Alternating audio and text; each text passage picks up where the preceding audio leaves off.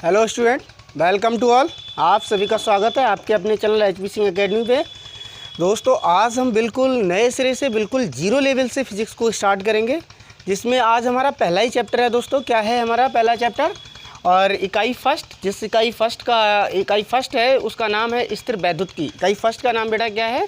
स्थिर वैद्युत। और जिस स्थिर वैद्युत में हमारा पहला जो चैप्टर है उसका नाम क्या है? वैद्युत आवेश एवं वैद्युत क्षेत्र। हम लोग बिल्कुल डिटेल से जानेंगे इसके बारे में कि वैद्युत आवेश क्या होता है, वैद्युत क्या होता है, आवेश क्या होता है और क्षेत्र क्या होता है। पूरी डिटेल से सारी जानकारी देखेंगे, पूरे एक एक कॉन्सेप्ट को हम लोग क्लियर करेंगे। आज हम बिल्कुल स्टार्टिंग से बात जो करेंगे उसके बारे में जो हम बात कर रहे हैं, ये कुछ लिखा हुआ है, इसको आप ज़्यादा माइंड नहीं करना है। हम जो बात को बताएंगे केवल एक स्टोरी बेस पे रहेगा, पूरा उसको सुनना है, केवल ध्यान से सुनना है। क्या रहेगा? जैसे हम लोग अपने आसपास में बहुत सारी ऐसी वस्तुओं, बहुत सारी ऐसी घटनाओं के बारे में देखते हैं जिनके बारे में हम अपरिचित रहते हैं, लेकिन हम कभी दिखा तो होता है, जानते तो होते हैं, लेकिन उन पर कभी हम लोग चर्चा नहीं करते, उनके बारे में कभी जानने की कोशिश नहीं करते हैं। और कभी कभी हमारे दिमाग में आता भी, ऐसी बात नहीं है, कभी कभी हमारे दिमाग में आता भी, ऐसा क्यों होता है? जैसे कि अगर हम लोग बात करें तो कभी थोड़ा सा शुष्क मौसम हो और शुष्क मौसम में हम लोग स्वेटर जैसी चीज़ें होती हैं, कपड़े जो होते हैं, इन शुष्क मौसम में इन कपड़ों को अगर कभी आपने देखा हो, आप उतार रहे हो, अपने शरीर से निकाल रहे हो और निकालते समय उसमें से कुछ आवाज़ सी सुनाई देती है, हल्की सी आवाज़, जैसे चट चट की आवाज़। आपने देखा होगा चट चट की आवाज़। अगर यही काम अगर हम लोग अंधेरे में करें, किस में करें? अंधेरे में करें, तो हमें थोड़ी सी रोशनी भी दिखाई देती है।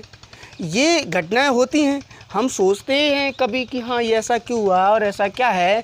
वहीं अगर हम बात करें बस की सीट जो होती है, उस सीट में जो हैंडल लगा रहता है उस सीट पे, और उस सीट के हैंडल को हम पकड़ते हैं। और वहीं हम दूसरी चीज़ देखें कि जो हमारी कार वगैरह होती है उनके गेट वगैरह हम लगा रहे होते हैं, उस समय हम लगाते समय या उस बस की सीट पे हाथ को रगड़ते समय हम देखते हैं हमें कुछ झटका सा महसूस होता है। ये लगता है कुछ करंट सा लगा है हल्का सा, लेकिन ज़्यादा महसूस नहीं हो पाता है, हम लोग ज़्यादा फील नहीं। अगर उसे आप अनुभव करके देखेंगे, सही से देखेंगे, तो हमें लगेगा कि हाँ झटका सा फील हो रहा है। ये सारी घटनाएं जो होती हैं जिन पे हम कभी भी ज़्यादा सोचने की कोशिश नहीं करते हैं, ये सब घटनाएं अगर देखें तो एक वैद्युत, ये कारण कहा जा सकता है। किसका कारण? वैद्युत का कारण कहा जा सकता है कि ये सब वैद्युत के कारण ही ऐसा कुछ होता है। वहीं अगर हम देखें आसमान में अगर बिजली कड़क रही हो, आसमान जो होता है, आसमान में जब काफ़ी तेज़ से बारिश होने वाली होती है तो बादल गरजता है। क्या होता है दोस्तों? बादल गरजता है। बादल गरजते समय क्या हो रहा होता है कि बहुत तेज़ी से रोशनी होती है, एकदम से आवाज़ होती है। ये रोशनी भी क्या होती है?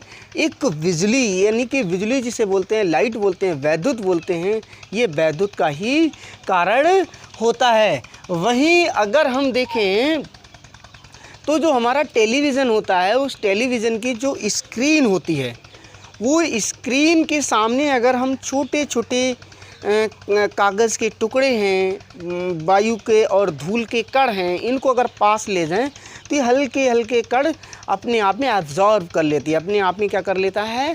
पकड़ लेती है, कैच कर लेती है स्क्रीन। ये वाली घटनाएं हैं, ये सब क्या हैं? एक हम कह सकते हैं किसकी हो सकती हैं घटनाएं? सभी की सभी एक वैद्युत की घटना है, यानी कि आकर्षण हो रहा होता है। जब स्क्रीन होती है उस पर कागज़ के टुकड़े आते हैं तो उनको आकर्षित कर लेता है। ये सारी की सारी आवेश के कारण, यानी एक विद्युत के कारण घटनाएं होती हैं। ये सब घटनाओं को हम कह सकते हैं, यानी कि इन सभी घटनाओं को अगर देखा जाए, इनके बारे में सही डिटेल से अगर बात की जाए, तो हम यही कह सकते हैं कि हमारे चारों तरफ और पास हमारे वातावरण में बहुत सी अनेक घटनाएं हैं, बहुत सी अनेक घटनाएं हैं जो हमें ये बताती हैं कि हमारे चारों तरफ कहीं ना कहीं एक आवेश और विद्युत मौजूद है, जो हमें कुछ वैज्ञानिकों के द्वारा इसके बारे में एक्सपेरिमेंट करने के बाद पता चला, और जिस पे बहुत सारी रिसर्चें हुई, खोजें हुई, इसके बारे में पता किया गया। तो वहीं अगर हम इन घटनाओं के बारे में बात करें तो एक वैज्ञानिक हुए ग्रीक के, कहाँ के? ग्रीक के वैज्ञानिक, जिनका नाम था बेटा थेल्स। क्या नाम था? थेल्स। यानी कि एक ग्रीक के वैज्ञानिक हुए जिनका नाम था थेल्स, जो लगभग ईसा मसीह से, जो ईसा थे, ईसा से लगभग 600 वर्ष पूर्व की बात है। यानी कि ईसा के जन्म से लगभग 600 वर्ष पहले की बात है। तब इन थेल्स ने कुछ एक्सपेरिमेंट किया। और वो क्या एक्सपेरिमेंट किया?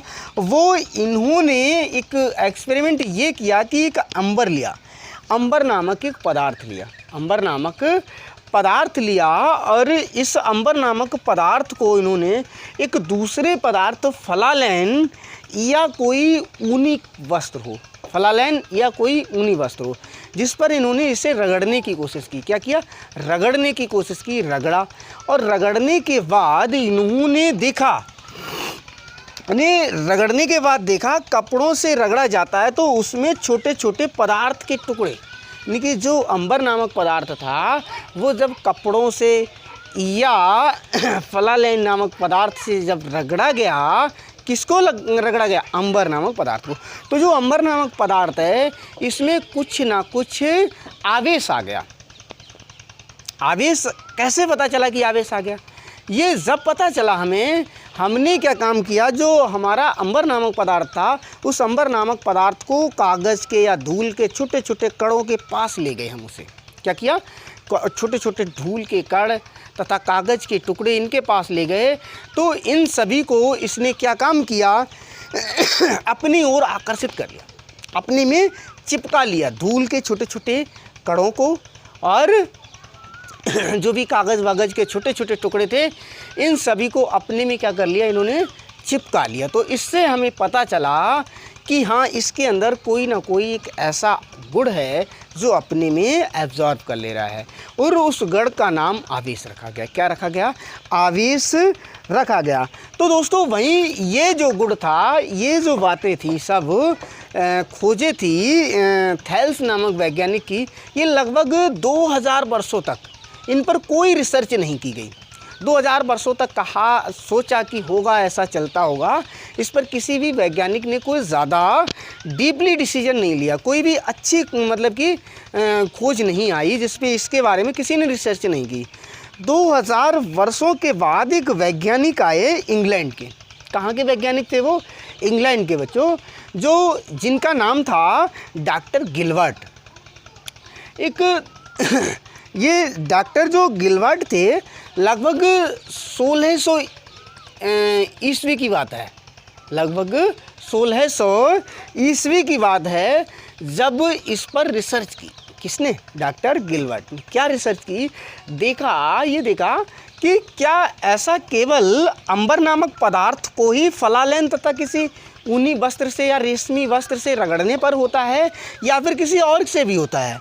तो इनको ये ज्ञात हो गया, इन्होंने जब रिसर्च की तो इन्हें पता चल गया कि ऐसा केवल अंबर और फलालैन तथा ऊनी कपड़ों में ही नहीं होता है, ऐसा ये अन्य पदार्थों में भी गुण होता है, अन्य पदार्थों में भी ये ऐसा होता है, जिससे क्या होता है? ये रगड़ा जाता है। जब एक पदार्थ को दूसरे पदार्थ से रगड़ा जाता है तो क्या होता है? एक पदार्थ का दूसरे पदार्थ पे आवेश आ जाता है, एक पदार्थ का दूसरे पदार्थ पे आवेश आ जाता है, यानी घर्षण के कारण। किसके कारण? घर्षण के कारण। और ये घर्षण के कारण ये गुण उत्पन्न हो जाता है, यानी घर्षण के कारण ये गुण उत्पन्न हो जाता है, जिससे कोई भी छोटे छोटे कणों वगैरह को अपनी ओर एब्जॉर्ब करने का शक्ति हो जाए, यानी कि गुण आ जाता है। तो ये इन्होंने डॉक्टर गिलवर्ट ने पता कर लिया। और वहीं अगर हम बात करें कि ये अंबर है, ये जो अंबर है, इस अंबर को ग्रीक भाषा में कहें तो इलेक्ट्रॉन कहा जाता है। क्या कहा जाता है? इलेक्ट्रॉन। जो अंबर होता है ये एक पदार्थ होता है, इसको अगर ग्रीक भाषा में कहें हम तो इसको क्या कहते हैं हम लोग?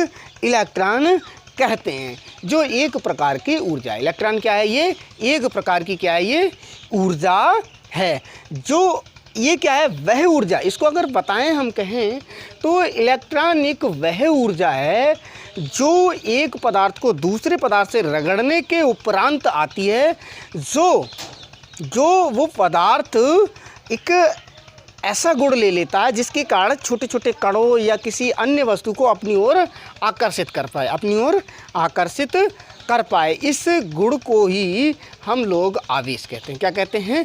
आवेश कहते हैं। या इसे हम कहें तो इलेक्ट्रिसिटी या वैद्युत आवेश या इलेक्ट्रिसिटी का गुण, यानी वैद्युत आवेश का गुण या इलेक्ट्रिसिटी कहते हैं। इसको हम क्या कहते हैं? इलेक्ट्रिसिटी कहते हैं, या इसे वैद्युत की कह देते हैं। हम इसे क्या कह सकते हैं?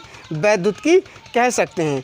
और जिन भी वस्तुओं पे ये गुण आता है, जिन भी वस्तुओं पे ये गुण आता है, उस गुण को हम लोग क्या कहते हैं? जिस पे भी ये गुण आता है तो वो वस्तुएं क्या कहलाती हैं? वो वस्तुएं कहलाती हैं वैद्युतमय वस्तुएं कहलाती हैं, यानी कि उन पे वैद्युत यानी कि वैद्युत उपस्थित है। अब बात आती है दोस्तों कि इस यूनिट का नाम है स्थिर वैद्युत की। क्या नाम है? इस यूनिट का नाम है दोस्तों स्थिर वैद्युत की। तो हमने स्थिर वैद्युत की क्यों रखा है इस यूनिट का नाम? तो स्थिर वैद्युत की नाम रखने का मतलब है कि हम एक वस्तु को जब दूसरी वस्तु से रगड़ते हैं तो इस वस्तु को रगड़ने पर इन वस्तुओं पर क्या होता है? एक आवेश आ जाता है, आवेश आता है। वो आवेश रहता है स्थिर। कैसा रहता है? स्थिर आवेश रहता है। स्थिर आवेश रहने के कारण जो इस पे वैद्युत का गुण उत्पन्न होता है वो भी वैद्युत का गुण भी स्थिर रहता है। इसीलिए स्थिर हम इसके लिए स्थिर वैद्युत की कहते हैं दोस्तों, ठीक है। और ये स्थिर वैद्युत की में जो गुण उत्पन्न होता है वो घर्षण के कारण होता है। आई होप आप लोग समझ पाए होंगे कि आवेश क्या होता है, आवेश कैसे उत्पन्न होता है। और इससे आगे की वीडियो हम नेक्स्ट टाइम में देंगे, कल के लिए देंगे। और इसके लिए देखिए आप लोग पूरा, और बीच बीच में पॉज मत करिए, और अपने ज़्यादा से ज़्यादा दोस्तों में शेयर कर दीजिए जिससे कि इसका आपके दोस्त ज़्यादा से ज़्यादा फ़ायदा उठा पाएँ और हम आपको जिससे अच्छी से अच्छी वीडियोस दे पाएँ। और जाने से पहले एक बार हमारी वीडियो को लाइक ज़रूर कर दीजिए। अगर आप हमारे चैनल पर नए हैं तो हमारे चैनल को सब्सक्राइब कर लें। धन्यवाद।